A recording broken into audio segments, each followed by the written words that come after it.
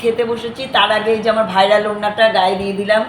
এই ওড়নাটা না ছাড়া বসতে পারি না। ছোটোবেলার থেকে আমি ভীষণ মানে রাগ ঢাক করে আমরা বড় হয়েছি, সবাই ওইভাবেই বড় করেছে মা আমাদেরকে। সেই এখন যেরকম দেখি সবাই ছেঁড়া প্যান্ট পরছে, হাতা ছেঁড়া চুড়িদারে, মানে কে কার থেকে বেশি অঙ্গ প্রদর্শন করতে পারবে। দেখি হাসিও লাগে, এই অঙ্গ প্রদর্শন করে যে কী ফেসিলিটি পায় আমি জানি না, কিন্তু সবাই অঙ্গ দেখানোর জন্য ব্যস্ত, কোনো না কোনোভাবে অঙ্গ দেখাচ্ছে। আচ্ছা, আমার রুটি তরকারিটা ভালো হয়েছে। আর একটা কথা বলতে চাই যে এখনের শাশুড়িরা, এখন না তখনও, ওরা কোনোভাবেই খুশি না। বউ যদি বাপের বাড়ি না যায় তাহলে বলবে কি, ও বাপের বাড়ি যাবে কেন, বাপের বাড়িতে তো সুখ নেই, এখানে তো মহারানীর মতো থাকে, বাপের বাড়ি ভাই বউ আছে, গেলে পরে ভালোবাসে না, এইসব বলবে।